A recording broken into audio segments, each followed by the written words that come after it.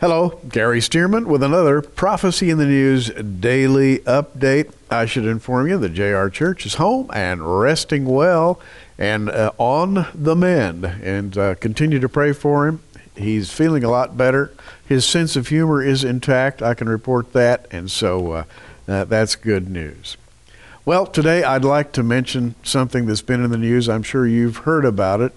The J. Craig Venter Institute has created the first artificial living cell. And the reaction to this milestone event has ranged from dread on the one hand to elation on the other hand. A lot of people are saying disease can be cured now. Certain diseases that were untouchable might be cured with the invention of new cellular life that could go in and repair damaged human cells. On the other hand, some people are saying that the possibility of creating a brand new style of life form with unknown results could result in runaway epidemics or modifications to the human genome that would produce monsters.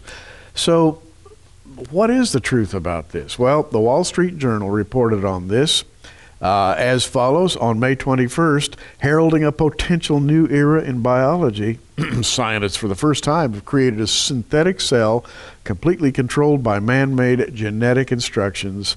And of course, the J. Craig Venter Institute did this. And I should say they've been working on this literally for decades. We've sort of been following their work here at Prophecy in the News.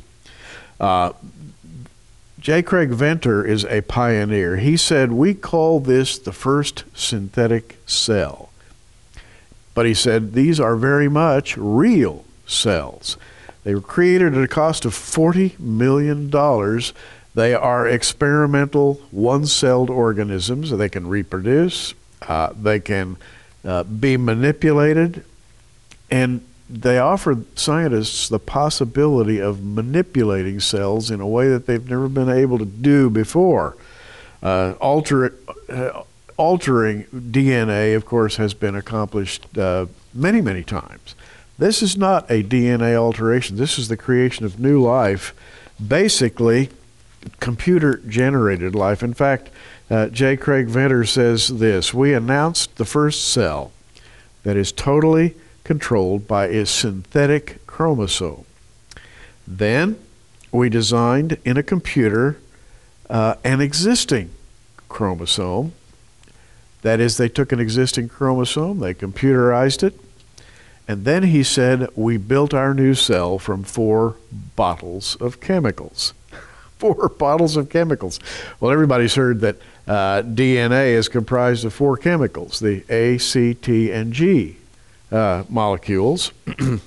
And the computer program simply told the cell how to combine, or in which order to combine these cells. He said, we assembled that, we transplanted that into a recipient cell, and the new chromosome began to be read, as he says, by machinery in the cell, producing new proteins, and totally transformed that cell into a new species coded by the synthetic chromosome.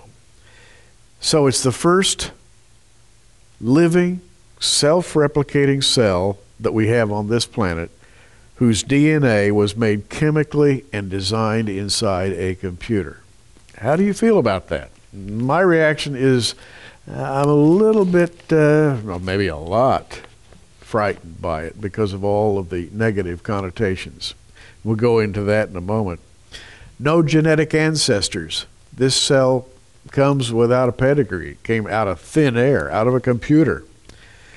What's its name?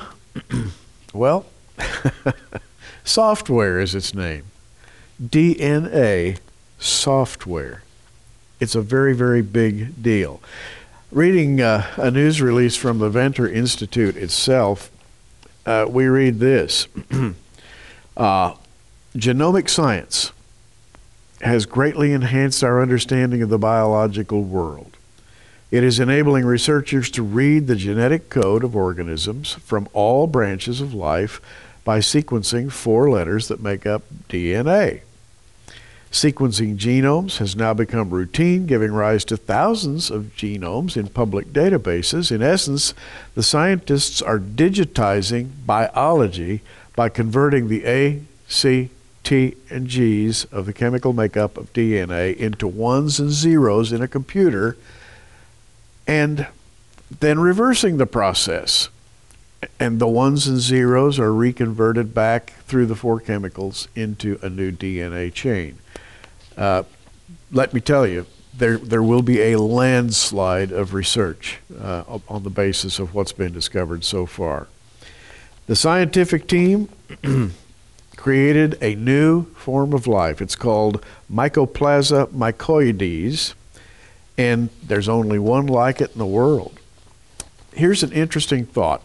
The Venter Institute puts this in its news release. It says, throughout the course of this work,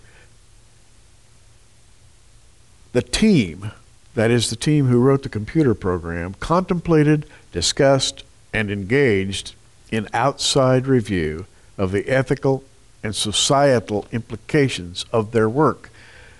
Ethical and societal implications, the creation of a new life form. What are the ethics? What are the societal or cultural implications? But you know what they don't mention here in the news release? They don't mention the spiritual concerns. Ethics and society are one thing. What about the spiritual realities? The first time I read about this, I went right to Psalm 139, and I read it again. David, writing about his own creation, says this in Psalm 139:13. For thou hast possessed my reins, that is the construction of my body. Thou hast covered me in my mother's womb. I will praise thee, for I am fearfully and wonderfully made. Marvelous are thy works, and that my soul knoweth right well. My substance was not hid from thee when I was made in secret, and curiously wrought in the lowest parts of the earth. Thine eyes did see my substance, yet being unperfect, and in thy book all my members were written. Folks, that book is the book of life. And the book of life is the human genome. God knows DNA from start to finish. He created it. He made it. He knows all of the variations and shadings of creation. I dare say the J. Craig Venter Institute doesn't know as much as God knows about the creation of a new cell. He says, in thy book all my members were written, which in continuance were fashioned, when as yet there was none of them. In other words, David says, I was designed by the Lord out of whole cloth. And then he says, how precious also are thy thoughts unto me, O God, how great is the sum of them. Now when you consider the millions of variations and steps in the process of DNA replication, the sum of God's thoughts is truly infinite. Man has discovered a tiny corner in which he can now begin to think of himself as a creator of life. Without the oversight of God, without considering the spiritual implications of what they've done, I can see nothing coming out of this but great difficulty. Perhaps even leading to the corruption of the human genome, which happened in the days of Noah, when the sons of God came in unto the daughters of men. Humanity was corrupted, the human genome was corrupted, and it grieved the Lord that this had happened, and he destroyed the world, saving only Noah and his family, who were considered to be perfect in their generations. That's how serious a thing we're talking about here. We're talking about the absolute safety, security of the human genome. I think that's in question. Well, we'll be thinking about this more in days to come. Gary Stearman with another Prophecy in the News update.